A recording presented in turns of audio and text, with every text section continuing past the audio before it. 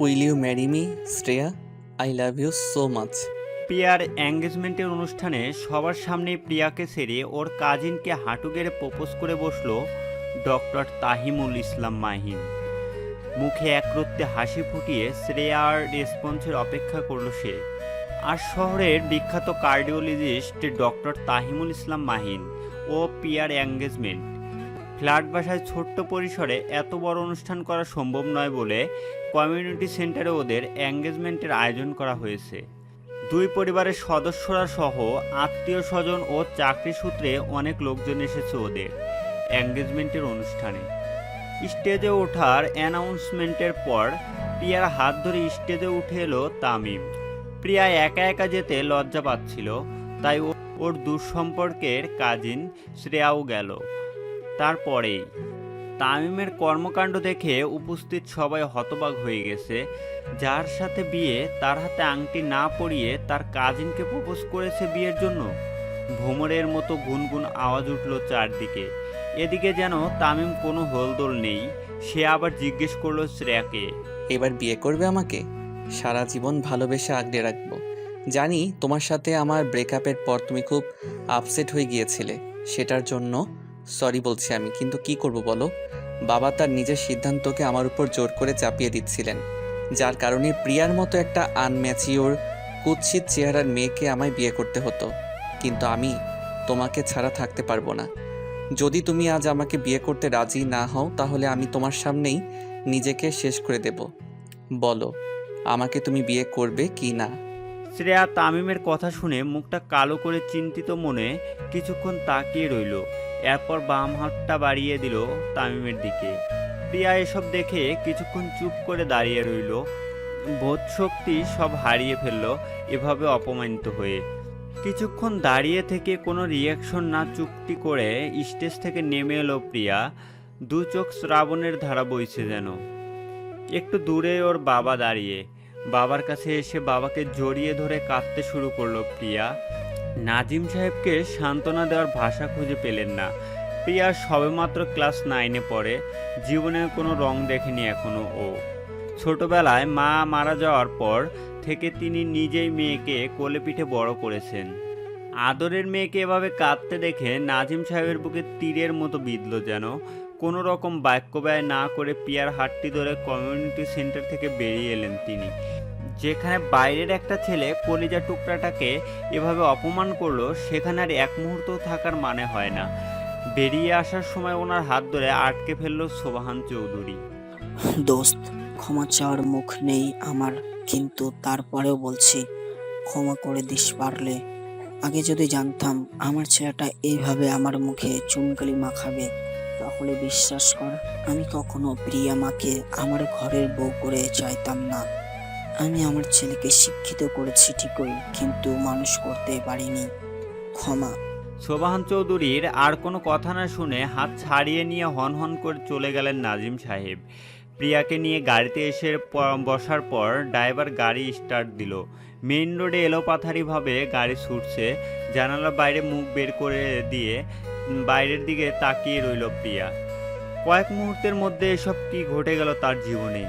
শ্রেয়া আপাই ওর সামনে এমন কি করতে পারলো? আপাইকেই কে তো সবচেয়ে বেশি ভালোবাসে, যে আপাই কিনা ওর বরকে ভাবে নিজের করে নিল। আর কখনো তোমার সাথে কথা বলবো না আপাই, মনে মনে এসব বলে দু হাতে মুখ ঢেকে কেঁদে উঠল প্রিয়া।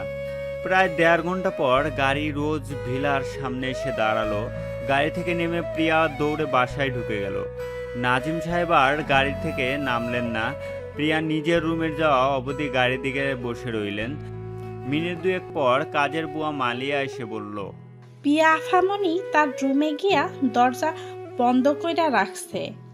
আমি পিছন পিছন গিয়া দরজাটারে খুলতে কইলাম, কিন্তু আফামনি কোনো উত্তরই দিলেন না আমারে। আফামনি কি হইছে সাহেব? নাজিম সাহেব মালিয়ার প্রশ্নে ভুরু কুঁচকে তাকালেন ওর দিকে, কিন্তু মুখে কিছু বললেন না। হাতের ইশারায় ড্রাইভারকে গাড়ি ঘোরাতে বলে জানালার গ্লাস উঠিয়ে দিলেন। ওয়াশরুমে বেসিনের সামনে দাঁড়িয়ে সেই কখন থেকে কেঁদে চলছে প্রিয়া। চোখে পানি যেন থামতে চাইছেই না। আজকে মনের মধ্যে জমে থাকা সব কষ্ট আর চোখের পানিতে ধুয়ে ধুয়ে আসছে। বেশ কিছুক্ষণ পর কান্না থামিয়ে চোখ মুখে পানির ঝাপটা দিল। অতিরিক্ত কান্নায় দরুন লাল টুকটুকে হয়ে গেছে চোখ দুটো, নাক মুখ ফুলে আছে হালকা। টাওয়াল দিয়ে মুখ মুছে বাইরের দিকে এলো প্রিয়া। টেবিলে ঘড়ির দিকে দেখলো রাত 11টা বাজে।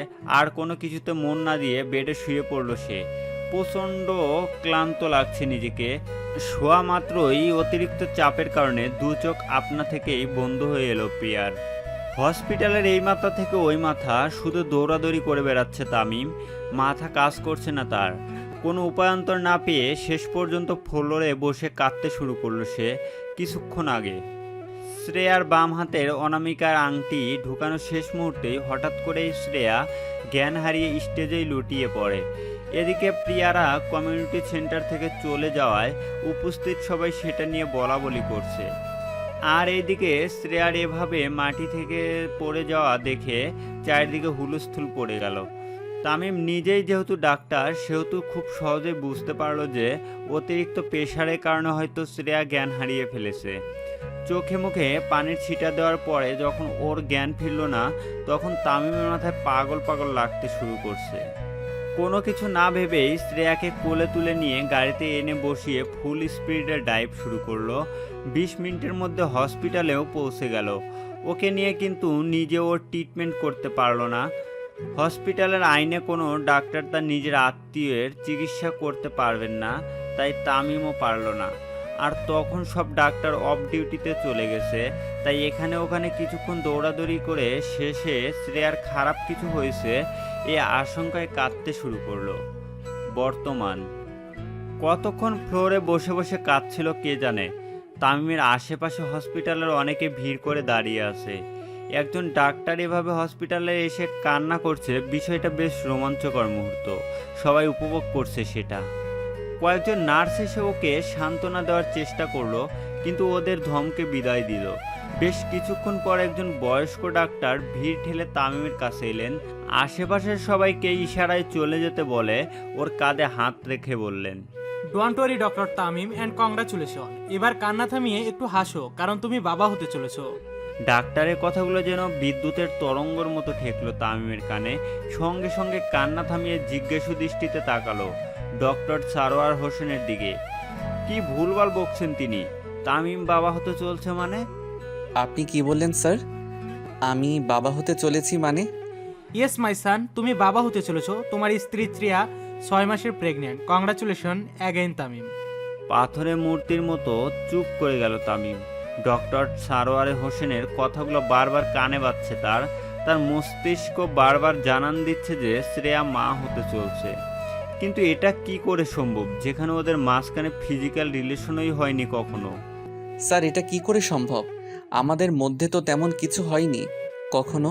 আর আপনার মনে হচ্ছে কোথাও একটা ভুল হয়েছে। আপনি আবার টেস্ট করুন শ্রেয়ার। তুমি কি বলতে চাইছো তামিম? আমার এতদিনের ডাক্তারি অভিজ্ঞতা সব ভুল। আমিও তেমনটা ভেবে বারবার চেক করেছি, কিন্তু রিপোর্ট পজিটিভ এসেছে বারবার। তামিম এবার চুপ করে গেল পুরোপুরি। বর্ষা থেকে উঠে ধীরে ধীরে হসপিটাল থেকে বেরিয়ে এলো। কিছুক্ষণ থেকে ডক্টর সারোয়ার হোসেন স্যার কিছু বলছেন, কিন্তু তার কান সেটা শুনতে পেল না। পার্কিং লটে এসে গাড়িটা নিয়ে বাসার দিকে রওনা দিল। সকাল 8টার দিকে রোজ ভিলার সামনে নাজিম সাহেবের গাড়ি থামলো। গাড়ি থেকে একটা মেয়ে নেমে এলো। তা এরপর নাজিম সাহেব। মেয়েটা নাজিম সাহেবের বোনের মেয়ে রাহিয়া রহমান রাহুনাব। ঢাকা মেডিকেল কলেজে পড়াশোনা করছে। যখনই শুনেছে মামা পিয়ার বিয়ে দিচ্ছেন তখনই চলে আসতো, কিন্তু একটা এক্সাম থাকায় আসতে পারেনি। আর রাতে মামার কাছে এসব শোনার পর মামার সাথে চলে এসেছে। রোজ ভিলার দিকে কিছুক্ষণ তাকিয়ে রইল রাওনাফ। অদ্ভুত সুন্দর লাগছে বাসাটাকে। ধীর শান্ত পায়ে হেঁটে বাসায় ঢুকলো রাওনাফ। বাসায় ঢুকে আশেপাশে কাউকে দেখতে না পেয়ে মালিয়াকে ডাকতে শুরু করলো। মালিয়া আপা, ও মালিয়া আপা, কোথায় গো তুমি? কিচেনে পিয়ার জন্য স্যুপ বানাচ্ছিল মালিয়া। এমন সময় রাউনাফের ডাকে তড়িঘড়ি করে বসার রুমে এলো। রনব আফা, আপনি আইসেন ভালাই হইছে গো আফা। পিয়া ফামনি অখনো ঘরের দরজা খোলে নাইকা, আমার কথাও শোনে না। অহন আপনার কথা শুনবো আফায়। রাওনা প্রতি উত্তরে মুচকি হাসলো। নাজিম সাহেব ওর লাগেজটাকে নিয়ে এসে মালিয়াকে দিয়ে বললেন পিয়ার রুমে নিয়ে যেতে। আজ থেকে রাওনা পিয়ার সাথেই থাকবে, তাহলে মেয়েটা আর কষ্ট পাবে না। বেশ কিছুক্ষণ ধরে দরজা ধাক্কাধাক্কির পর প্রিয়ার টলতে টলতে উঠে এসে দরজা খুলল। সারা রাত ধরে কিছু না খাওয়ার কারণে শরীরটা একেবারে দুর্বল হয়ে গেছে তার উপর ভালো ঘুম হয়নি। দরজা খুলে একটা বিকট শব্দে চিৎকার করতে যাবে, তখন ওই দরজার সামনে দাঁড়িয়ে থাকা মানুষটিকে দেখে চমকে উঠল প্রিয়া। চোখে ভুল দেখছে নাকি সে? এই মানুষটা এই সময় বাসায় কি করে এটা সম্ভব? যেখানে পা রেখেছো সেখানেই দাঁড়াও তামিম, আর এক পাও যেন বাসার ভেতরে না পড়ে তোমার। বাসায় ঢুকতেই বাধা পেল তামিম। সামনে তাকিয়ে দেখে বাবা মা ফুপি বাবার বন্ধুরা সহ বাসার আর সবাই বসে আছে ওদের বাসাতেই। বাবার চোখে মুখে যেন আগুন ঝরছে। কেন? কি এমন করেছি আমি যে বাসায় ঢুকতে পারবো না? যদি প্রিয়াকে বিয়ের কথা বলো তাহলে বলবো আমি বেঁচে থাকতে ওকে বিয়ে করব না। ওর মতো একটা পিচ্চি মেয়েকে বিয়ে করা আমার পক্ষে সম্ভব নয়। এটা আমি তোমাকে আগেও বলেছি আর এখনও বলছি। আমি শাট আপ ইডিয়েট! আর একবারও যেন তোমার মুখে এই মেয়ের নামটা না শুনি আমরা কেউ, অন্তত এ বাসায়। প্রিয়া তো কোন ছাড়, তোমার সাথে তো এই বাসার কাজের মেয়ে রোজিনার বিয়ে দিতেও আমার বিবেকে বাঁধবে। তামিমের কথা শুনেই তেতে উঠলেন আইরিন সুলতানা বেগম। পাশে ফ্লোরে বসে রোজিনা কি যেন কাজ করছিল। আইরিন বেগমের কথা শুনে একটু লজ্জা পেয়ে গেল। তাড়াতাড়ি করে গায়ের ওড়নাটা ঠিক করে একটু লাজুক লাজুক মুখ করে তামিমের দিকে তাকালো। আহ, থামো ভাবি, ওকে নিয়ে কিছু বলছো কেন? ও তো ধোয়া তুলসী পাতার মতো পবিত্র একটা, কত সুন্দর ম্যাচিও দেখছো না? না হলে কি আর বিয়ের আগে সন্তান সম্ভবা হয়ে যেতে পারে বলো? এতক্ষণ ঝিম ধরে বসে থাকার কথা শুনেছিল সোবহান চৌধুরী, আর চুপ থাকতে পারলেন না। হুঙ্কার দিয়ে উঠলেন তিনি। ওনার ছেলে এমন চরিত্রের হবে সেটা উনি ভাবতেই পারেননি। তামিম, তুমি আমার বাসা থেকে বেরিয়ে যাও। আর কখনো এ মুখ হবে না আশা করছি। তোমার মতো একটা নোংরা চরিত্রের ছেলেকে আমি আমার ছেলে হিসাবে পরিচয় দিতে পারবো না। সবার সামনে লজ্জায় মাথা হেট হয়ে গেছে আমার। কাউকে মুখ দেখাতে পারবো না তোমার জন্য। বাবা, কি করেছি আমি? শুধু প্রিয়াকে বিয়ে করতে চাইনি, এটাই তো, আর কিছু? কি করেছো তুমি? হ্যাঁ, বিয়ের আগেই একটা মেয়ের সাথে শারীরিক সম্পর্কে জড়িয়েছো আর বলছো কি করেছো? লজ্জা করলো না তোমার একজন ডাক্তার হয়ে এই কাজ করতে? মানছি তুমি শ্রেয়াকে খুব ভালোবাসো, না হয় ওকে লুকিয়ে বিয়ে করে ফেলতে, সেটাও মানা যেত। কিন্তু এটা কি করলে তুমি? নিজের সম্মানের কথা না ভাবো, অন্তত আমার সম্মানটা ভাবতে তামিম। রাগে সারা শরীর কাঁপতে কাঁপতে লাগলো সোবহান চৌধুরীর। তামিম বাবার কথা শুনে একেবারে চুপ করে গেল। সবাই ভাবছে শ্রেয়ার বাচ্চাটা হয়তোবা তামিমেরই, তাই এত কথা। আর এসবের আড়লে পিয়ার ব্যাপারটা একেবারে ধামাচাপা পড়ে আছে, এটা ভেবেই স্বস্তি বোধ করলো তামিম। একটু পাশ ঘুরে তাকাতেই দেখে রোজিনা ওর দিকে তাকিয়ে মুখ টিপে টিপে হাসি হাসছে আর লজ্জা পাচ্ছে। ভুরু কুচকে ওর দিকে তাকিয়ে রইল তামিম। মায়ের কথাটা কি এই মেয়েটা সিরিয়াসলি নিয়েছে, নাকি এভাবে লজ্জা পাচ্ছে? বেরিয়ে যাও তামিম, তোমার মুখ দর্শন করতে চাই না আমি। কথা না বাড়িয়ে তামিম চুপচাপ বাসা থেকে বেরিয়ে এলো। এখন মুখ খোলা মানে বিপদ ডেকে আনা হবে নিজের। বাসা থেকে বের হয়ে এসে গাড়ির দিকে এলোমেলোভাবে ড্রাইভ করতে শুরু করলো। এতক্ষণ নিজেকে সামলে রেখেছিল খুব কষ্ট করে, কিন্তু আর পারলো না। বুক ফেটে কান্না পাচ্ছে এখন। শ্রেয়া এমনটা কি করে করতে পারলো তার সাথে? সে তো শ্রেয়াকে নিজের থেকেও বেশি ভালোবাসে। ওকে ছাড়া আর কিছু ভাবতেও পারেনি, তাহলে কেন? চোখ মুছে ড্রাইভ করতে লাগলো তামিম। আপাই তুমি? বলেই রাওনাফকে জড়িয়ে ধরলো প্রিয়া। জড়িয়ে ধরে কাঁদতে শুরু করলো হঠাৎ করেই। রাওনাফের সাথে মালিয়া দাঁড়িয়েছিল, ওকে ইশারা করে খাবার নিয়ে আসতে বলল প্রিয়ার জন্য। রাওনাফের হাত ধরে ওকে টেনে রুমে নিয়ে এলো প্রিয়া। পৃথিবীতে বাবার পরে যদি ও কাউকে ভালোবাসে থাকে তাহলে সেটা রাওনাফ। বেডে বসিয়ে ওর কোলে মাথা রেখে শুয়ে পড়ল প্রিয়া। বসে থাকতে পারলো না শরীরের দুর্বলতার জন্য। রাওনাফ আলতো করে ওর মাথায় হাত বুলিয়ে দিতে দিতে বলল, কি হয়েছে প্রিয়া? তুই নাকি রাতে কিছু খাসনি? মালিয়ার কাছে শুনলাম। আর এত তাড়াতাড়ি বিয়ে করতে যাচ্ছিলি কেন তুই? বিয়ের বয়স হয়েছে কি তোর, হ্যাঁ? বাবাই তো আমাকে বিয়ে দিয়ে দিচ্ছিল আপাই। জানো আমি না তোমাকে খুব মিস করেছি কাল থেকে। তুমি থাকলে শ্রেয়া আপাই আমার থেকে আমার বরকে নিয়ে নিতে পারতো না। আপাই আমি কি দেখতে খুব কুৎসিত? প্রিয়ার হঠাৎ করে এমন প্রশ্ন শুনে হকচকিয়ে গেল রাওনাফ। কি বলবে বুঝে উঠতে পারল না প্রিয়া। প্রিয়া বাস্তবিক খুবই কুৎসিত চেহারা মেয়ে, গায়ের রং ঘের কৃষ্ণবর্ণের। হঠাৎ করে কেউ প্রিয়াকে দেখে বলতে পারবে না যে এই মেয়েটা এত ধনী বাবার একমাত্র আদরের মেয়ে। কিন্তু রাওনাফের কাছে প্রিয়ার চেহারাটা খুব মিষ্টি লাগে। বাজে দেখতে হলেও সে যখন হাসে তখন মনে হয় যেন ওর চোখে সমুদ্র খেয়ে চলছে। অদ্ভুত এক মানবী প্রিয়া। হসপিটালে ব্যস্ত হয়ে পায়চারি করছে হুমায়ুন কবির। স্বামীকে এভাবে পায়চারি করে দেখে ভয়ে বারবার ঢোক গিলতে লাগলেন ছুইটি কবির। না জানি আজকে আদরের মেয়ে কপালে কি আছে। রাগের বশে কি না কি করে বসেন তিনি, সেটা ভেবেই ভয়ে বারবার কেঁপে উঠছেন ছুইটি কবির। প্রায় আধ ঘন্টা পর আইসিইউ থেকে ডাক্তার বেরিয়ে এলো। ডাক্তারকে দেখে হুমায়ুন কবির তাড়াতাড়ি ওনার কাছে এসে জিজ্ঞেস করলেন, আমি কি আমার মেয়ের সাথে দেখা করতে পারি এখন? ডাক্তার ওনাকে কিছু বলতে যাবেন তখন পিছন থেকে হাত নাড়িয়ে না করতে লাগলেন ছুইটি কবির। ইশারায় বললেন অনুমতি যেন না দেন, কিন্তু ডাক্তার সেটা বুঝতে পারল না।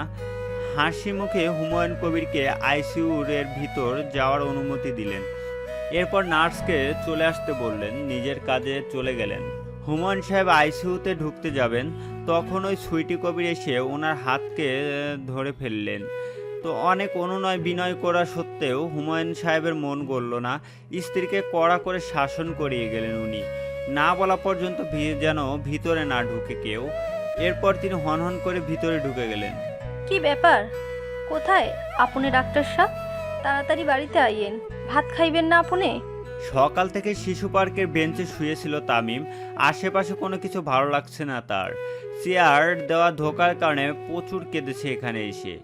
এখন চোখ থেকে আর পানিও পড়ে না।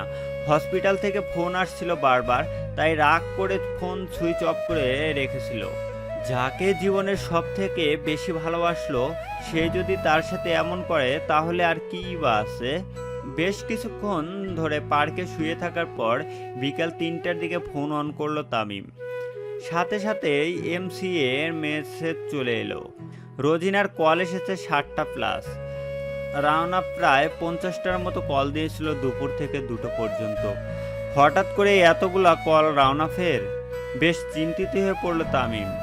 ওর যতদূর মনে পড়ে রাওনা তো ওর সাথে ভালো করেও কথা বলে না। ক্লাসে গেলে সাধারণ টিচার স্টুডেন্টদের সাথে যেভাবে কথা হয় রাওনাফ সেটুকুও করে না। তাহলে আজকে হঠাৎ? চিন্তিত মনে রাওনাফকে কল করতে যাবে ঠিক তখন ওই রোজিনার কল এলো। কল রিসিভ করার সাথে সাথে রোজিনা বেশ লাজুক স্বরে উক্ত কথাগুলো বলে উঠল। ওর কথাগুলো শুনে হেসকে উঠে গেছে তামিমের। কি হয়েছে বলতো তো রোজিনা? তুই তো আগে আমাকে ভাইজান বলে ডাকতি, তাহলে এখন হঠাৎ ডাক্তার সাহেব বলে ডাকছিস যে? আর আমি খাবো কি খাবো না সেটা তোকে এত ভাবতে হবে না, তুই তোর কথা ভাব। কি যে কন্যা ডাক্তার সাহেব, আমি লজ্জা পাই তো। আর কিছুদিন পর থেকে তো আপনের আন্নে কথা ভাবতে হইব, তাই এখন থেকে শুরু করছি। আর জামাইরে কি কেউ কখনো ভাইজান কহে? আর জামাইরে কি কেউ কখনো ভাইজান কইরা ডাহে? এখন পেঁচাল বাদ দিয়া আন্নে বাড়িতে আইয়েন তাড়াতাড়ি। আম্মাজান আন্নের জন্য চিন্তা কইরা শেষ হয়ে গেছে। রোজিনার কথাগুলো শুনে বেশ জোরে জোরে হেসকে উঠতে শুরু করলো তামিমের। মাথার তার ছিঁড়ে গেছে মনে হচ্ছে রোজিনার, না হলে এরকম অসম্ভব কথা বোয়াম ভাবছে কি করে। আর কিছু বলার আগেই তাড়াতাড়ি করে কল কেটে দিল তামিম, না হলে ওর নিজের অবস্থাই খারাপ হয়ে যাবে এই পাগল মহিলার কথা শুনে। তামিম কল কেটে দেওয়ার পর রোজিনা ফোনটা বুকে নিয়ে মুচকি হাসলো। ইস, কি লজ্জার ব্যাপার এটা। অবশেষে তামিমকে সে মুখ ফুটে সব বলতে পেরেছে। তাছাড়াও তামিমের মা আইরিন খালাম্মা তো রাজি। এ ব্যাপারে না হলে কি আর কালকে ওভাবে বলতেন তামিমকে? তামিমও রাজি হচ্ছে মনে হচ্ছে। সে হয়তো লজ্জা পেয়ে কল কেটে দিয়েছে। আগে যখনই রোজিনা ওর সামনে গেছে তামিম ওর দিকে তাকিয়ে থাকতো। ওর কত খেয়াল রাখে। সেবার জ্বর হলো যখন তামিমই তো ওকে নিয়ে দৌড়াদৌড়ি করলো। হসপিটালে নিয়ে যাওয়া নিজেই সব কিছু করছে, শুধু ও নিজেই লিখে দিয়েছে।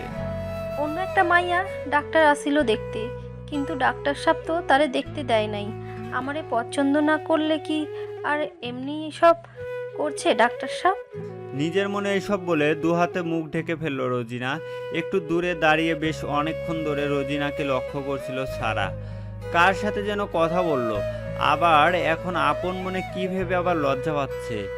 কারোর সাথে আবার প্রণয়ে জড়িয়ে পড়লো নাকি রোজিনা আপায়। ওর দিকে এগিয়ে যেতে ধরলো, তখনই ভিতর থেকে আইরিন বেগমের ডাক পড়লো।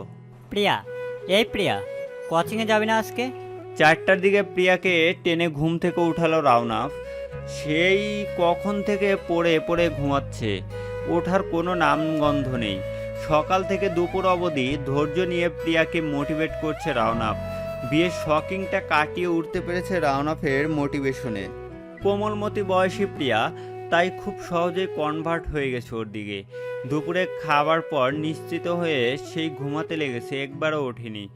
অনেকক্ষণ ডাকাডাকির পরে উঠল না। প্রিয়া একবার চোখ খুলে বলল, আজকে কোচিং বন্ধ।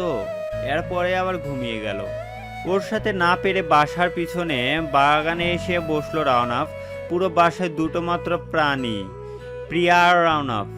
তন্নাধ্যে প্রিয়া ঘুমাচ্ছে, বাকি আছে সে। মালিয়া বাজারে গেছে কেনাকাটা করতে, এখনও আসেনি। সময় কাটানোটাই এখন সবচেয়ে বড় সমস্যার। মগজ আতিপাতি করতে একটা উপায় এলো তার মাথায়। তামিম স্যারকে আবার কল করা যাক। 3টা অবধি তো ফোন বন্ধ ছিল ওনার, এখন খুললে খুলতেও পারে। প্রিয়ার সমস্যাটা নিয়ে তামিমের সাথে কথা বলতে চাইছিল রাওনাফ, তাই কতবার যে কল দিল, কিন্তু বারবার ফোন সুইচ অফ বলছে। এখন আবার চেষ্টা করলো। কল দেওয়ার পর কলটা ঢুকলো। এবার কেমন যেন একটা ভয় ভয় লাগছে তার। যেখানে স্যারের সাথে কখনো ভালো করে কথাই বলে না, সেখানে ওনার সাথে কলে কথা। একটু পরেই কলটা রিসিভ হলো। খানিকটা ভয় পাওয়া গলায় বলল, আসসালামু আলাইকুম, কেমন আছেন স্যার? ওয়ালাইকুম আসসালাম। আমি ভালো আছি আর কি, তুমি কেমন আছো? আমি ভালো। স্যার, আপনার সাথে আমার কিছু কথা ছিল। আপনি কি রোজ ভিলায় আসবেন একটু? রোজভিলা নামটা শুনেই চমকে উঠল তামিম। এটা তো পিয়াদের বাসা। তাহলে কি রাওনাফ পিয়াদের বাসায় আছে? আর পিয়ার সাথে রাওনাফেরই বা কি সম্পর্ক? তামিমকে চুপ থাকতে দেখে রাওনাফ আবার জিজ্ঞেস করলো, কি হয়েছে স্যার? আপনি কি আমার কথা শুনতে পাচ্ছেন না? হ্যালো। তামিম কলটা কেটে দিল। রাওনাফ পিয়ার কি হয় সেটা আগে জানতে হবে, না হলে অনেক প্রবলেম ফেস করতে হবে তাকে। হঠাৎ করে এভাবে কল কেটে দেওয়ায় রাওনাফের মনটা খারাপ হয়ে গেল। রোজভিলার কথা শুনে স্যার এমন করলেন কেন মাথায় এলো না। ঠিক তখনই পিয়া রাওনাফের কোলে মাথা রেখে শুয়ে পড়ল। এক মনে তামিমের কথা ভাবছিল রাওনাফ। হঠাৎ করে কেউ কোলে মাথা রেখেছে, এটার ভয়ে চিৎকার করে উঠল। আপাই, আমি প্রিয়া। চেঁচালে কেন? তো তুই তুই এখানে কি করছিস? তুই না ঘুমিয়েছিলি? ছিলাম, কিন্তু এখন নেই। তুমি যা অত্যাচার করলে, তখন এরপর আর ঘুমানো যায় নাকি? খানিকটা রাগ নিয়ে কথা বলল প্রিয়া। রাওনাফ পিচ্চির অভিমান দেখে মুচকি হেসে মাথায় হাত বুলিয়ে দিয়ে বলল, কি করব বল, এখানে তো কেউ নেই, এভাবে একা একা ভালো লাগে? কিন্তু আমি তো সব সময় এরকম একাই থাকি, কই আমার তো খারাপ লাগে না। বাদ দাও আপাই। তুমি একটু আগে কার সাথে কথা বললে ফোনে? ডক্টর তামিমুল ইসলাম মাহিনের সাথে। প্রিয়া চোখের চাহনি নিয়ে রাওনাফের দিকে তাকালো। ডক্টর তামিমুল ইসলাম মাইন মানে?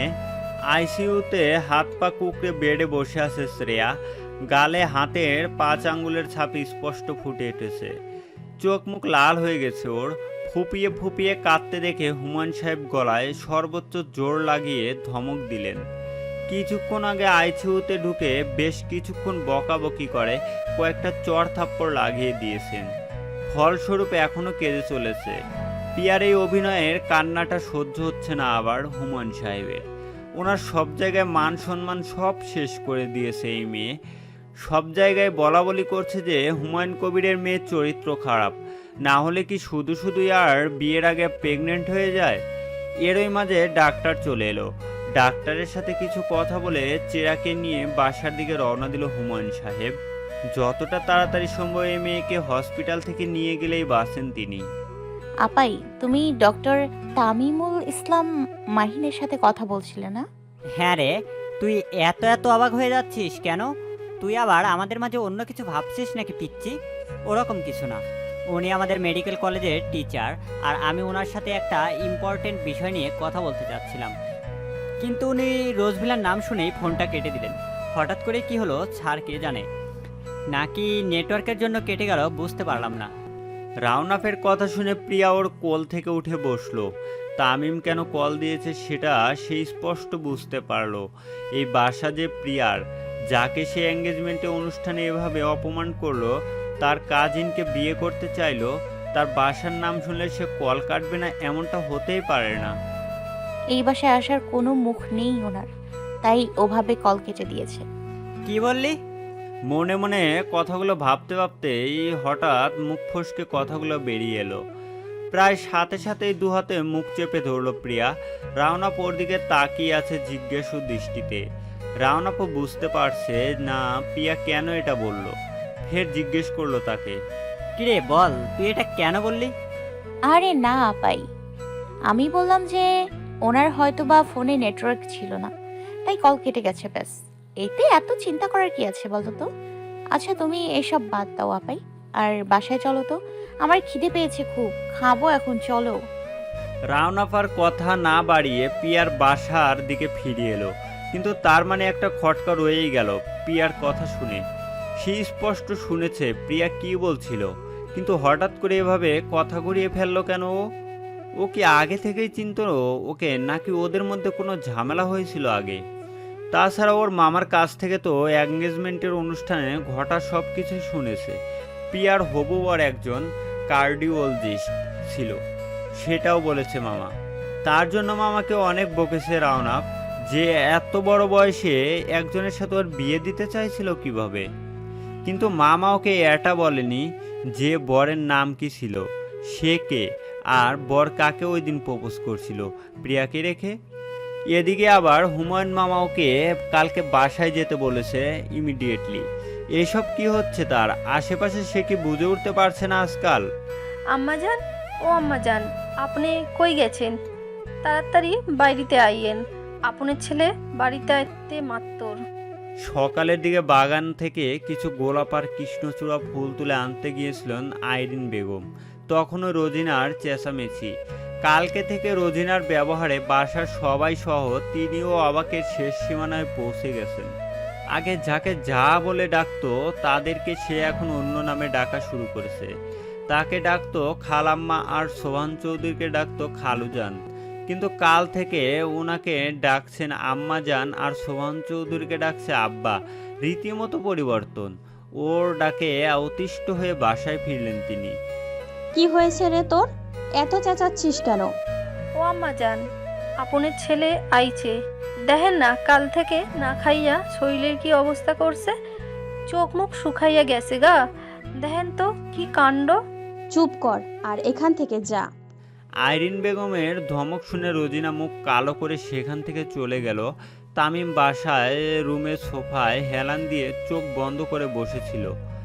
আইরিন বেগম ছেলের পাশে এসে বসলেন, ছেলের দিকে ভালো করে তাকালেন। এবার একদিনেই কি অবস্থা হয়ে গেছে চেহারার।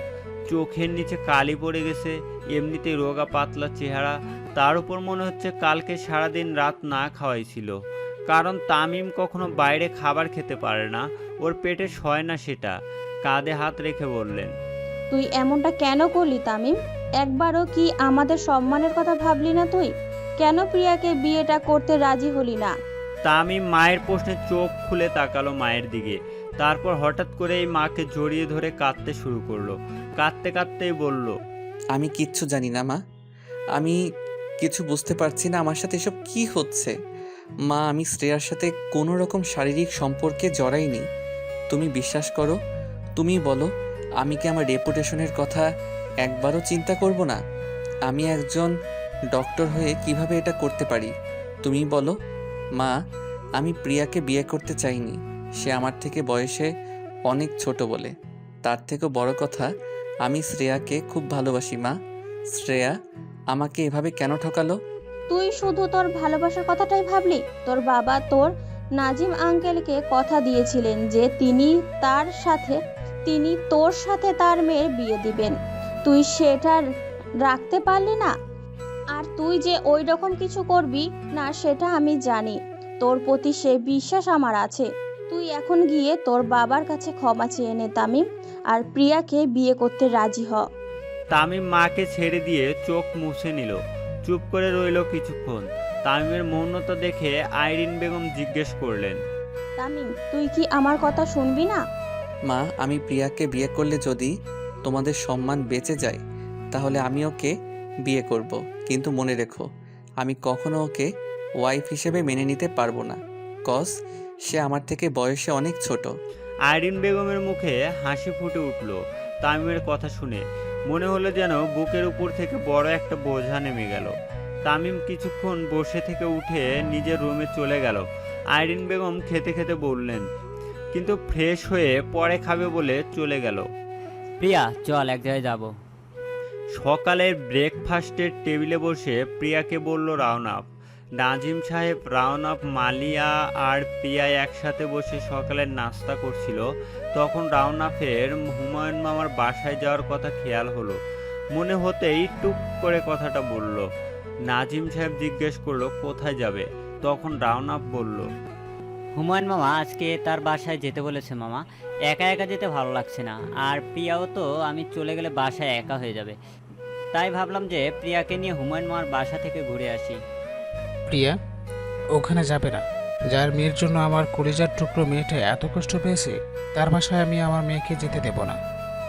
খাবার মুখে তুলছিল রাওনাফ, সেই মুহূর্তে মামার কথা শুনে হাত থেকে খাবার নিচে পড়ে গেল। মানে এইসব তুমি কি বলছো মামা? সিয়ার জন্য প্রিয়া কষ্ট পেয়েছে কি করে? আমাকে সব কিছু ঠিক করে বলো মামা। তোমাকে বলেছিলাম না যে সেদিন প্রিয়ার একটা ডাক্তারের সাথে বিয়ে হচ্ছিল? সে আর কেউ নয়, ডক্টর তানিমুল ইসলাম মাহিন, তোর মেডিকেল কলেজের টিচার, আমার বন্ধুর ছেলে। সেদিন সবার সামনে আমার বন্ধু আর তার ছেলে আমার মুখ পুড়িয়ে দিয়েছে, আমার মেয়েটাকে কাঁদিয়েছে। আর এ থেকে সবচেয়ে বেশি দায়ী জানিস? হুমায়ুন। হুমায়ুন আমাদের এই অবস্থার জন্য সব থেকে বেশি দায়ী, কারণ সেদিন ওর মেয়ের জন্যই তামিম প্রিয়াকে আংটি পরায়নি। যেখানে আমার মেয়ের এঙ্গেজমেন্ট হওয়ার কথা ছিল, সেখানে হুমায়ুনের মেয়ের এঙ্গেজমেন্ট হয়। আর তাই আমার মেয়ে ওই বাড়িতে যাবে না, আর না তুই।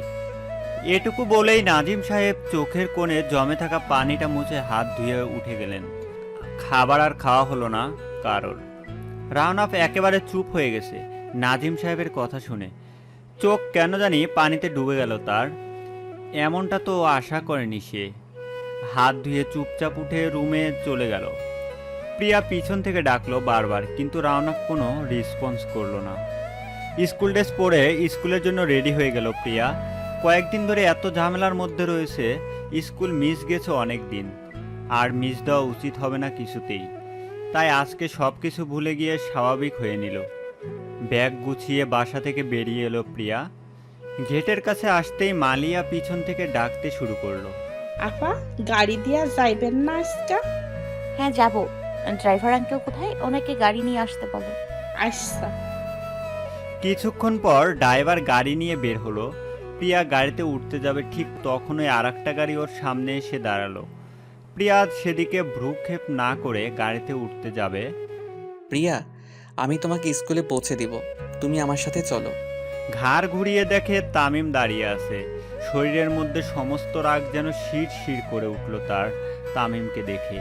এই লোকটি তার সামনে কোন মুখ করে এসে দাঁড়ালো? লজ্জা করে না আপনার ওই ম্যাচিওর মুখে আমার নাম উচ্চারণ করতে?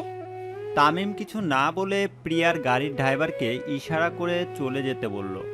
ড্রাইভার তামিমের ইশারা পেয়ে গাড়ি ঘুরিয়ে বাসার দিকে ফিরে গেল। প্রিয়া আরও রেগে গিয়ে কিছু বলতে যাবে, তখন তামিম কিছুটা অপ্রস্তুত হয়ে গেল। প্রিয়া, তুমি যা বলার গাড়িতে উঠে স্কুলে যেতে যেতে বলো, না হলে তোমার স্কুলে দেরি হয়ে যাবে আর ক্লাস মিস করবে। আমি ক্লাস মিস করলে আপনার তাতে কি আসে যায় ডক্টর তামিম? আপনি প্লিজ আমার সামনে থেকে যান। আমি একটা ইম্যাচিওর মেয়ে, প্লাস কুৎসিত দেখতে তো বটেই।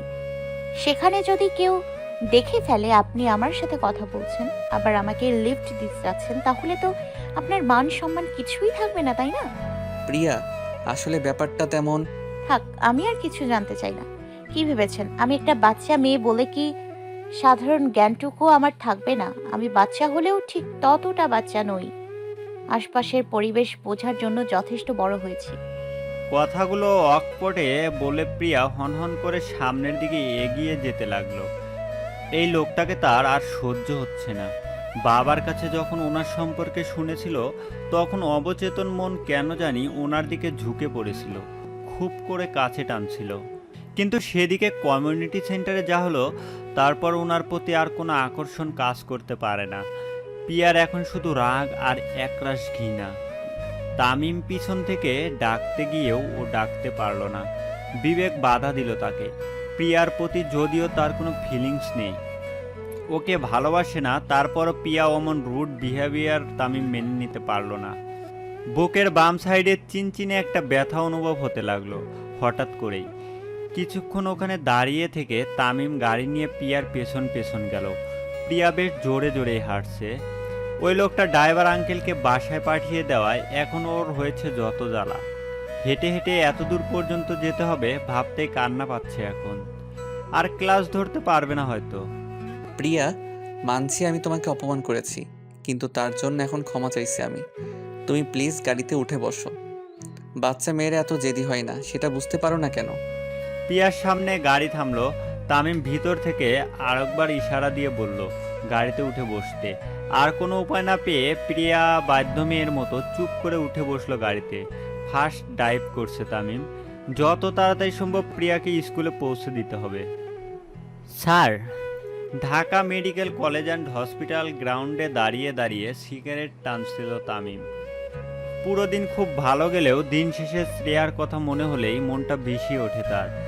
সব কিছু শেষ করে দিতে ইচ্ছে হয়।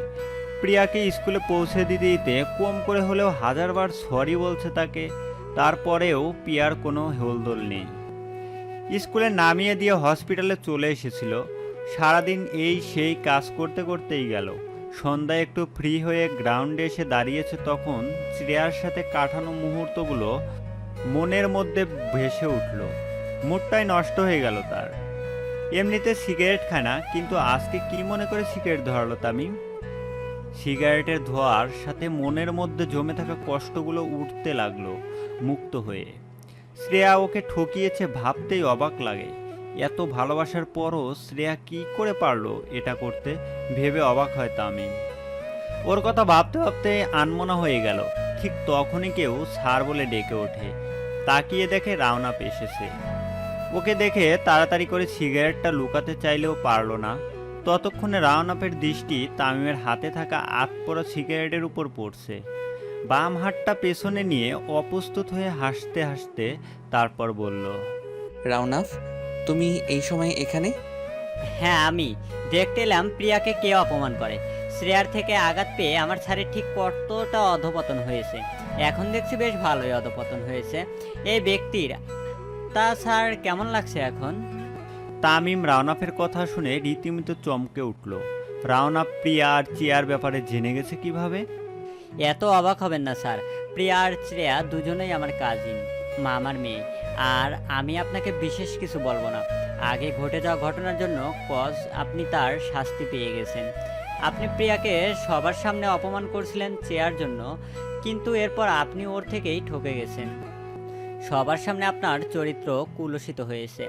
এরপর আপনার প্রতি আমার কোনো অভিযোগ নেই স্যার। তবে একটা প্রশ্ন করতে ইচ্ছে করছে, আপনি কি করে একটা বাচ্চা মেয়েকে বিয়ে করতে রাজি হয়েছিলেন, যেখানে আপনি আগে থেকেই শ্রেয়াকে ভালোবাসেন? বাবার জোরাজুরিতে রাজি হয়েছিলাম। রাওনাফ আর কিছু বলল না। তামিমের দিকে তাকাতেও তার কেমন যেন কষ্ট হচ্ছে। চেহারার একে হাল করেছে এই কয়দিনে। তামিমের প্রতি রাওনাফের মনে আগে থেকেই একটা সফট কর্নার ছিল। ওর হাসির প্রতি বারবারই ঘায়েল হয়েছে সে। প্রথম থেকেই তামিমকে মনে মনে প্রচণ্ড ভালোবাসে রাওনাফ, কিন্তু সেটা কখনোই প্রকাশ করেনি। বিকজ রাওনাফ সহ পুরো কলেজের সবাই জানে তামিম স্যারের গার্লফ্রেন্ড আছে। ল্যাবরেটরিতে যখন ক্লাস নিত তামিম, কোনো এক্সপেরিমেন্ট বুঝিয়ে দিতে যেত, তখন এক দৃষ্টিতে তার দিকে তাকিয়ে থাকা রাওনাফের ছিল নিত্যদিনের অভ্যাস। 5 ফুট 11 ইঞ্চির মানুষটি যখন গ্রাউন্ডে স্টুডেন্টদের সাথে ভলিবল খেলতো, তখন আর সবাই বিপক্ষে অবস্থান করলেও রাওনাফ সবসময় তামিমের সাপোর্টে। ওর সাথে দেখা করতে গেলেই লজ্জায় কুকড়ে যেত, কথাও বের হতো না মুখ দিয়ে। সেজন্য সবসময় ওর সামনে চুপ করে থাকতো। ক্লাসের স্বাভাবিক কথাটুকু বলতে পারতো না লজ্জায়। কালো শার্টের উপর সাদা অ্যাপ্লন, উজ্জ্বল শ্যামবর্ণের তামিম সবসময় রাওনাফের মনের আনাচে কানাচে ছড়িয়ে আছে। আর আজ সেই তামিম ছাড়কে এই ছন্নছাড়া অবস্থায় দেখে রাওনাফের অবিশ্বাস্য রকমের কষ্ট হচ্ছে। ভালোবাসা কেন এত কষ্ট দেয়? স্যার যাকে ভালোবাসতো সে স্যারকে কষ্ট দিয়েছে, আর স্যার তার ভালোবাসাকে। তার কলঙ্কিত প্রেমের উপন্যাসের রচয়িতা যে শুধুমাত্র তামিম স্যার, সেটা স্যার কখনো বুঝতে চায়নি, বুঝেওনি। প্রেমের এত জ্বালা সেটা আগে যদি জানতো রাওনাফ। সারাটা দিন স্কুলে আর কোচিংয়ে দৌড়াদৌড়ি করে কাটিয়ে সন্ধ্যায় বাসার ফিরল পিয়া। ড্রাইভার আঙ্কেল গিয়ে নিয়ে এসেছে তাকে। বাসায় ঢুকতেই নাজিম সাহেব প্রশ্ন করলেন, মামনি, তামিম নাকি আমাদের বাসায় এসেছিল তোমার কাছে? হ্যাঁ বাবা, উনি এসেছিলেন আর আমাকে লিফটও দিয়েছেন। নাজিম সাহেব আর কোনো প্রশ্ন করলেন না, যেমন খবরের কাগজ পড়ছিলেন তেমন পড়তে থাকলেন। প্রিয়াও কথা না বাড়িয়ে চুপচাপ রুমে চলে গেল ফ্রেশ হতে। সময়ের গতিতে এগিয়ে চলছে। দেখতে দেখতে 2 মাস কেটে গেল। সেদিনের ঘটনার 1 সপ্তাহ পরেই চেয়ার থেকে 5 বছরের বেশি বয়সী এক লোকের সাথে আর বিয়ে দিয়েছেন হুমায়ুন সাহেব। যেই কাণ্ড ঘটিয়েছে মেয়ে, এরপর আর তাকে বাসায় রাখা সম্ভব ছিল না। চারিদিকে সি পড়ে গেল। শ্রেয়া যদিও বিয়েতে রাজি ছিল না, কিন্তু মুখে কিছু বলতে পারেনি। যার সাথে শারীরিক সম্পর্কে জড়িয়ে প্রেগনেন্ট হয়েছে, সে ওকে ছেড়ে পালিয়ে গেছে অন্য আরেকটা মেয়েকে নিয়ে। তামিমের সাথে সম্পর্কটা নিয়ে কখনোই খুশি না শ্রেয়া। ওমন রোগা পাতলা বয়ফ্রেন্ড তার একদমই পছন্দ ছিল না। উপরে উপরে তামিমকে ভালোবাসি বললেও তামিমের আড়ালে অন্য একটা ছেলের সাথে রিলেশনশিপে জড়ায়, যার ফলাফল সে এখন পাচ্ছে। বিয়ের 2 দিন পর তামিমের সাথে দেখা হয়েছিল হসপিটালে। ভেবেছিল তামিম ওর সাথে কথা বলবে, কিন্তু ওকে অবাক করে দিয়ে তামিম ওকে দেখে না দেখার ভান করে চলে গেল। বুঝলো না শ্রেয়া, যে ছেলে তাকে ছেড়ে এক মুহূর্তও থাকতে পারতো না, সে ছেলে আজ তাকে ইগনোর করছে। কি আশ্চর্য! আজ প্রিয়ার স্কুলে এইচএসসি পরীক্ষার বিদায় অনুষ্ঠান। প্রিয়া এমনিতেই পড়াশোনা যথেষ্ট ভালো বলে ক্লাস ক্যাপ্টেনের দায়িত্ব ওর হাতেই পড়েছে। স্কুল সাজানো, সবাইকে ইনভাইট কার্ড দেওয়া, সব কিছু আয়োজন করা স্কুল ক্যাবিনেট আর ক্যাপ্টেনের দায়িত্ব। সেজন্য প্রিয়া আজকে খুব সকালে ঘুম থেকে উঠে পড়ল। ফ্রেশ হয়ে এসে রেডি হচ্ছে, এমন সময় রাওনাফ ওকে ভিডিও কল করলো। প্রিয়া কলটা রিসিভ করে কথা বলতে শুরু করলো। কেমন আছো তুমি? আমি ভালো আছি। আরে এটা কি আমাদের প্রিয়া নাকি রে? আমি তো চিনতেই পারছি না। কেন? কতদিন ধরে দেখি না, এর মাঝে তুই তো খুব কিউট হয়ে গেছিস রে পিউ। প্রিয়া রাওনাফের কথা শুনে মুচকি হাসলো আর কিছুক্ষণ কথা বলে কলটা কেটে দিল। এরপর রেডি হতে লাগলো। আগে নিজের প্রতি কোনো যত্ন নেয়নি, কিন্তু সেদিনের পর থেকে পড়াশোনা প্লাস নিজের প্রতি ফুলফিল যত্ন নিয়েছে। একটু পরে নাজিম সাহেব ডাকলেন, মামনি, তাড়াতাড়ি এসো, দেরি হয়ে যাচ্ছে তো। আসছি বাবা। রুম থেকে বেরিয়ে এলো প্রিয়া। সাদা স্কুল ড্রেস, সাদা কেটস, তার সাথে স্কুল ড্রেস হিসাবে সাদা অ্যাপ্লোড। খুব সুন্দর দেখতে লাগছে তাকে। নাজিম সাহেবের সাথে গাড়িতে করে স্কুলের দিকে রওনা দিল। সেমিস্টার শেষের দিকে রাওনাফের ফাইনাল এক্সাম আর বেশি দিন দূরে নয়। কঠোর পরিশ্রম করছে সে। যাই হোক, যাক না কেন, ভালো রেজাল্ট তো তাকে করতেই হবে। সকাল 11টায় একটা কাজে কলেজ থেকে বাইরে বেরিয়ে এলো রাওনাফ। একটু এগোতেই কেউ তার নাম ধরে ডাকলো। ঘাড় ঘুরিয়ে দেখে শ্রেয়া দাঁড়িয়ে আছে। ওর দিকে এগিয়ে গেল রাওনাফ। শ্রেয়াকে আজকাল বেশ গুলুমুলু লাগে। কি ব্যাপার শ্রেয়া, তুই এখানে কি করছিস? তোর সাথে দেখা করতে এলাম। আজকে বিকেলে নিউ ইয়র্কের ফ্লাইট আমার। তোর দুলাভাই ওখানে কি যেন একটা কাজে পড়ে গেছে, সেজন্য আমাকেও নিয়ে যাবে। ভাবলাম যাওয়ার আগে তোর সাথে দেখা করে যাই একবার। ভালো কথা, প্রিয়া কেমন আছে রে? তার সাথে সেদিন যা করেছিলাম তার শাস্তি আজও পেয়ে চলেছি আমি। তামিম কি আমাকে ক্ষমা করে দিয়েছে? আমার দুলাভাই? ওহ আচ্ছা, তোর সাথে সেদিন বিয়ে হলো সেই নাকি? হ্যাঁ। প্রিয়া খুব ভালো আছে। আর সেদিন তুই কোনো ভুল করিসনি আমার মনে হচ্ছে, কজ তুই সেদিন না থাকলে প্রিয়া তার সাথে দ্বিগুণ বয়সী একজনের সাথে বিয়ে হয়ে যেত আর ওর জীবনটা শেষ হয়ে যেত। সেখানে তুই ছিলি, তাতে সাময়িক কষ্ট পেলেও আখেরে লাভ হয়েছে ওরই। আসলে কি জানিস তো, ওয়াদা দেওয়া খুবই খারাপ জিনিস। সামান্য একটা মুখের কথার জন্য পিয়ার সাথে তামিম স্যারের বিয়ে হতে যাচ্ছিল। কতটা অসামঞ্জস্য বিষয় একবার ভেবেছিস? শ্রেয়া রাওনাফের কথায় হাসলো, শুধু কিছু বলল না। কোথা থেকে কি ঘটে গেল তাদের জীবনে সেটা ভেবেই অস্থির হয়ে পড়ে। তুই চিন্তা করিস না, পিয়া একদম ঠিক আছে। ওর তোর প্রতি কোনো রাগ নেই। তামিম স্যার মনে হয় তোকে ক্ষমা করে দিয়েছে, বুঝতে পেরেছে হয়তো যে কাউকে প্রয়োজনের বেশি ভালোবাসা উচিত নয়। আচ্ছা আমি এখন আসি, না হলে দেরি হয়ে যাবে রে। রাওনাফ চলে গেল। শ্রেয়া ওর যাওয়ার দিকে তাকিয়ে একটা দীর্ঘশ্বাস ফেলল। সবাই ওর থেকে দূরে সরে গেছে, সেটাও নিজের দোষেই। প্রিয়া ওকে অনেক ভালোবাসতো, কিন্তু এখন ওর সাথে কোনো কথাই হয় না। বাবার এক ব্যবসায়ীর সাথে বিয়ে দিয়ে দিল, যাকে ওর একটুও পছন্দ না। তারপরও ওর সাথে সংসার করতে হচ্ছে তাকে। এই অবস্থায় তো আর কেউ তাকে বিয়েও করতো না। বলা চলে লোকটা তাকে বিয়ে করে উদ্ধার করেছে সমাজের চোখে আরো বেশি খারাপ হওয়া থেকে। কিছুক্ষণ দাঁড়িয়ে থেকে চলে গেল নিজের গন্তব্যে। একটু দূরে ওর স্বামী গাড়ি নিয়ে অপেক্ষা করছে ওর জন্য। সারাটা দিন খুব আনন্দ করে কাটিয়ে বিকেলে বাসায় ফিরল প্রিয়া। ফুরফুরে মেজাজে বাগানে হাঁটি হাঁটি করছে। এ সময় তামিম ওদের বাসায় এলো। পুরো বাসা ফাঁকা দেখে তামিমের সন্দেহ হলো, আদৌ কি আছে এই বাসায়, নাকি প্রিয়া ভূত প্রেতের সাথে থাকে। গেটের সামনে ওকে দেখে মালিয়া দৌড়ে গিয়ে প্রিয়াকে ডেকে নিয়ে এলো। প্রিয়াকে দেখে প্রিয়া যতটা অবাক হয়েছে তার থেকে বেশি অবাক হলো তামিম। প্রিয়াকে দেখে চেনাই যাচ্ছে না প্রিয়াকে, দিনে দিনে সুন্দর হচ্ছে। আপনি এখানে কি করছেন? তামিমের জবাবে কি বলবে ভেবে উঠতে পারলো না। সে এসেছিল প্রিয়াকে ওদের বাসায় ইনভাইট করতে। কাল সারাহর এঙ্গেজমেন্ট। সারা ওর একমাত্র ছোট বোন, এবার অনার্স প্রথম বর্ষের ছাত্রী। সেদিনের পর সোবাহান চৌধুরীর আর একমুখ হওয়ার সাহস হয় নাই, তাই তিনি তামিমকে পাঠিয়েছেন প্রিয়া আর নাজিম সাহেবকে নিয়ে যাওয়ার জন্য। আঙ্কেল বাসায় আছেন? ওনার সাথে আমার একটা দরকার ছিল। আমার সাথে তোমার কি দরকার তামিম? আঙ্কেল, কালকে সারার এঙ্গেজমেন্ট। বাবা বলেছেন আপনি না গেলে নাকি তিনিও থাকবেন না অনুষ্ঠানে। আমি সেদিন যা করেছি, এরপর জানি ক্ষমা চাওয়ার কোনো উপায় নেই। তারপর আমি আপনাদের কাছে ক্ষমা চাইছি। আপনি প্লিজ আর আমাদের উপর রাগ করে থাকবেন না। চেষ্টা করব যাওয়ার।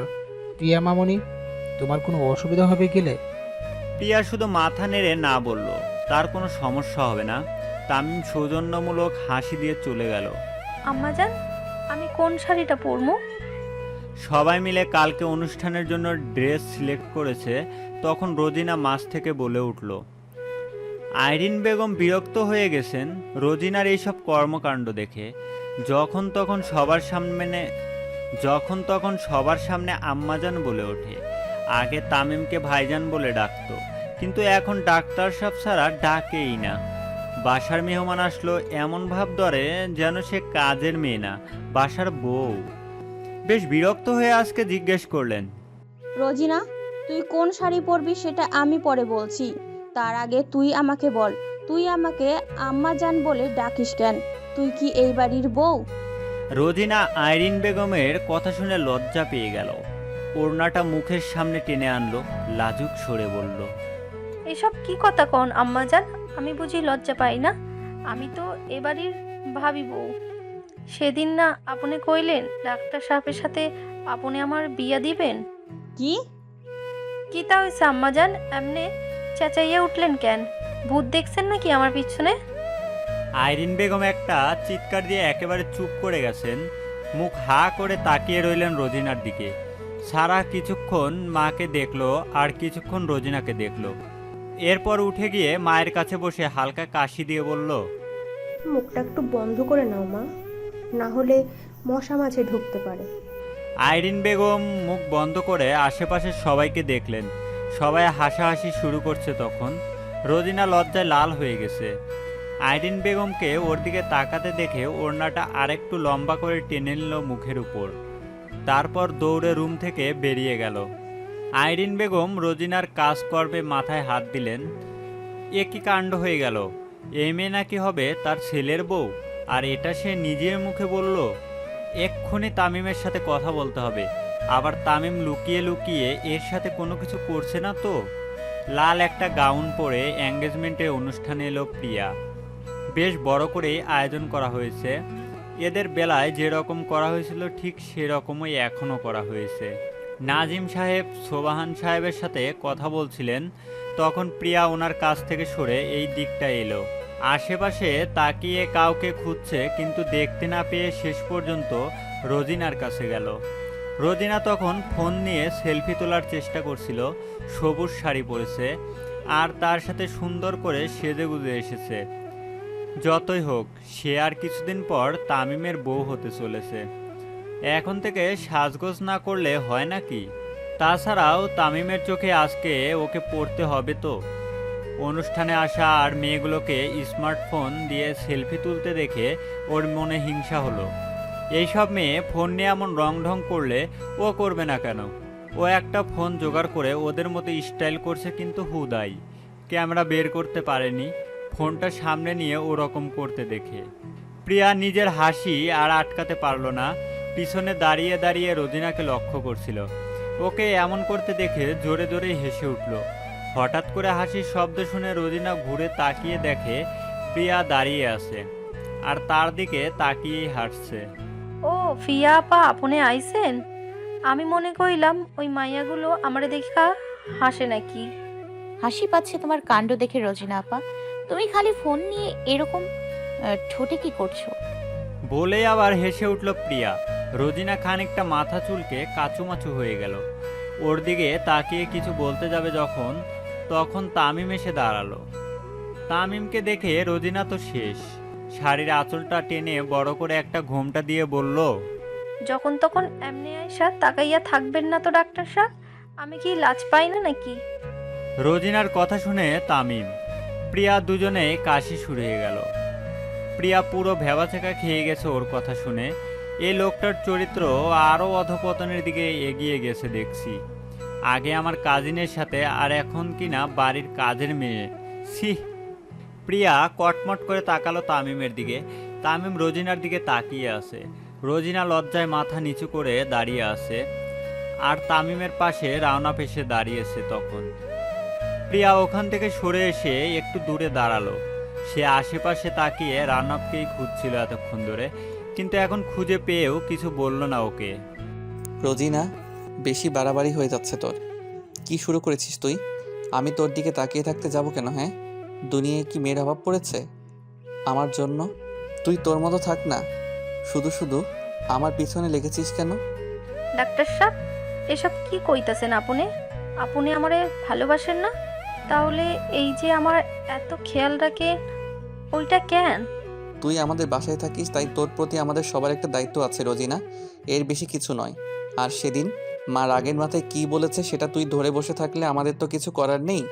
আর আরেকটা কথা, তুই কান খুলে শুনে রাখ, আমার তোর সাথে বিয়ে হচ্ছে না, আর এটা হওয়ার নয় কখনো।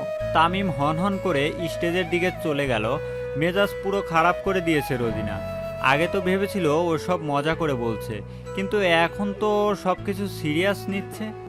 আর একটু আগে যেটা হলো সেটা কয়েকদিন পর। নাজিম সাহেব আজকে অন্য দিনের তুলনায় খুব তাড়াতাড়ি বাসায় চলে এলেন। 12টার দিকে হঠাৎ করেই প্রিয়া কল করে তাড়াতাড়ি আসতে বলছে। প্রিয়া আবার কিছু হলো না তো? এই শঙ্কায় পুরো রাস্তায় এরকম অস্থিরতার মধ্য দিয়ে এসেছেন তিনি। বাসার সামনে গাড়ি থামতেই গাড়ি থেকে নেমে পড়িমড়ি করে বাসায় এলেন নাজিম সাহেব। মামনি, কি হয়েছে? হঠাৎ এত তাড়াতাড়ি বাসায় আসতে বললে যে? বলতে বলতে বাসায় ঢুকলেন নাজিম সাহেব। প্রথমেই চোখ চলে গেল সামনের দিকে। সোফায় তামিম, সারা আর তার হবু বর বসে আছে, আর তাদের সাথে প্রিয়াও। নাজিম সাহেবকে দেখে প্রিয়া হাসি মুখে বলল, বাবা, ওনারা এসছেন একটু আগে। একা একা আমি কি কথা বলবো ওনাদের সাথে, তাই তোমাকে বাসায় আসতে বলেছি। তুমি কথা বলো, আমি যাই এখন। প্রিয়া বসা থেকে উঠে নিজের রুমে চলে গেল। নাজিম সাহেবের তামিমের উপর রাগ থাকলেও প্রিয়াকে ওদের সাথে স্বাভাবিক দেখে রাগ কিছুটা হলেও কমেছে। এই নাও তোমার ডিমান্ড অনুযায়ী টাকা। এবার কাজটা ঠিকঠাক করে করতে হবে, তাই পুরো টাকা তোমাকে আমি অগ্রিম দিয়ে দিলাম। মনে রেখো, ওর বডি পার্টস এমনভাবে টুকরো করবে যাতে স্বয়ং মিসির আলী এলেও যেন একটা কার্ডের বডি সেটা শনাক্ত করতে না পারে। বুঝতে পেরেছো? ঘাড় নেড়ে সায় দিল জাহাঙ্গীর। পেশায় সে একজন পেশাদার খুনি। মানুষের থেকে টাকা নিয়ে প্রথমে কিডন্যাপ করে এরপর সবচেয়ে নিকৃষ্টভাবে মানুষকে খুন করে। এর আগে যতবার সুপারিশ পেয়েছে ততবার কোনো কিছু না ভেবেই কাজ করে দিয়েছে, কিন্তু এবার তাকে বেশ কিছুক্ষণ চিন্তা ভাবনা করে সিদ্ধান্ত নিতে হলো। এবারের কেসটা বেশ অদ্ভুত লেগেছে জাহাঙ্গীরের, কেননা এবারের কেসে একটা অল্প বয়সী বাচ্চা মেয়েকে মারতে হবে, তাও এতটা নির্মমভাবে। জাহাঙ্গীরকে চুপ থাকতে দেখে আবার জিজ্ঞেস করলো আগন্তুক, কি হলো, কাজটা তুমি করতে পারবে তো, নাকি আমাকে অন্য কোনো লোক দেখতে হবে? আগন্তুকের তাচ্ছিল্য মেশানো কণ্ঠস্বর যেন জাহাঙ্গীরের শরীরের মধ্যে আগুন ধরিয়ে দিল। হাত মুঠো করে উঠে দাঁড়ালো সে। আপনি কোনো চিন্তা করবেন না স্যার, জাহাঙ্গীরের কাছে একবার যে কোনো কাজ নিয়ে আসে সে খালি হাতে ফিরে যায় না। এই কাজটা খুব সহজেই হয়ে যাবে এবং আপনি ধরে নিন হয়ে গেছে। কালকের মধ্যে কাজ শেষ করে দিব আমি। আপনি নিশ্চিন্তে ঘুমিয়ে পড়েন বাসায় গিয়ে। না, একদমই না। কালকে আমি তোমাকে কাজটা করতে বলিনি, কিন্তু তুমি অর্ডারটা নিয়ে রাখো। কবে কখন কোথায় কি করতে হবে সেটা আমি তোমাকে সময় এলে জানিয়ে দেবো। আসছি আমি এখন। আর হ্যাঁ, সাবধানে কিন্তু, ঠিক আছে? জাহাঙ্গীর মাথা নাড়ল। আগন্তুক একটু কুড়হাসি হেসে পুরনো বাসার পিছন থেকে বেরিয়ে এলো। রাউনাপ একটু শুনবে? ক্লাস শেষে সবাই ল্যাবরেটরি থেকে বেরিয়ে গেছে। রাওনাপ ওর নোটবুকগুলো সব গুছিয়ে বের হতে একটু দেরি হয়ে গেল। বেরোনোর সময় হঠাৎ করে তামিম অনুরোধের সুরে ডাকলো। রাওনাফের বুকটা যেন ধক করে উঠল এমন ডাক শুনে। হার্টবিট খুব দ্রুত কাজ করতে শুরু করলো। বার কয়েক ঢোক গিলে রাওনাফ নিজেকে সামলে নিয়ে ঘুরে তাকিয়ে বলল, হ্যাঁ স্যার, কি বলবেন বলুন। তামিম একটু অপ্রস্তুত হয়ে পড়ল। কি বলবে নিজে বুঝে উঠতে পারছে না সে। বাম হাত দিয়ে ঘাড় চুলকে অপ্রস্তুত হাসি হাসলো। বলবো? হ্যাঁ, আপনি কিছু বলতে চাইলে বলুন, আমি মানা করব না স্যার। অ্যাকচুয়ালি হয়েছে কি রাউনাফ, আমি না বোধ করি ভালোবেসে ফেলেছি। কাকে? আমি প্রিয়াকে ভালোবেসে ফেলেছি মনে হয় রাউনাফ। যদিও বা ও একটা বাচ্চা মেয়ে, কিন্তু কেন জানি না ওর মায়ায় আটকে গেছি আমি। সেদিন ওকে পছন্দ করিনি ঠিকই, শ্রেয়াকে ভালোবেসে ওকে রিজেক্ট করেছিলাম, কিন্তু আমি এখন ওকে ছাড়া আর কিছু ভাবতেও পারছি না। ওর আমাকে অবহেলা করাটা আমি মেনে নিতে পারছি না আজকাল। এতদিন হয়ে গেল তবুও ও আমার প্রতি এখনও রেগে আছে। আমার কি হয়েছে আমি কিছু বুঝতে পারছি না। তুমি একটু আমার হয়ে প্রিয়ার কাছে শেষবারের মতো সরি বলে দেবে? আমি এর আগে অনেকবার সরি বলেছি, কিন্তু ও সরেনি। এইটুকু বয়সেই আত্মসম্মানবোধ খুব বেশি ওর। প্লিজ রাউনাফ, করে দেবে আমার এই কাজটা? রাওনাফ দু চোখে যেন অন্ধকার দেখল। তামিমের মুখে এইরকম কিছু একটা ও স্বপ্নেও আশা করেনি। তামিম তো প্রিয়ার প্রতি দুর্বল ছিল না, ওকে তো ভাবতেও না আজ পর্যন্ত। তামিম এতদিনে ওর প্রতি নয়, প্রিয়ার প্রতি দুর্বল হয়েছে। এটা কেন হলো ওর সাথে? ও তো চেয়েছিল এই কলঙ্কিত অধ্যায়ে তামিম ওর সহযোগী হতে। তামিমের কলঙ্কিত প্রেমের উপন্যাসে সে প্রবেশ করতে, তাতে নিষ্কলঙ্কিত করে দিতে। তাহলে পিয়াই কেন? কি হলো রাউনাফ, তুমি পারবে না? অতি কষ্টে নিজেকে সামলে নিল রাওনাফ। মুচকি হেসে বলল, পারবো স্যার, আপনি কোনো চিন্তা করবেন না। আমি প্রিয়াকে আপনার বিষয়ে সব বলবো, ওকে রাজি করাবো আপনার বিষয়ে। আমি আসছি স্যার। এটুকু বলেই রাওনাফ প্রায় দৌড়ে ল্যাব থেকে বেরিয়ে এলো। দু চোখ দিয়ে ততক্ষণে শ্রাবণের ধারা বইতে শুরু করছে তার। এ ধারা বইতে থাকুক, বাধা দেওয়ার কোনো অধিকার নেই রাওনাফের। এ যে হৃদয় ভেঙে যাওয়ার ধারা। প্রেমের অধ্যায়ের সূচনা হওয়ার আগেই যার সমাপ্তি ঘটে গেল, তার ধারা আটকে দেওয়ার নয় কখনোই। আর শেষ এক্সাম থাকায় পিয়ার স্কুল থেকে বের হতে দেরি হয়ে গেল।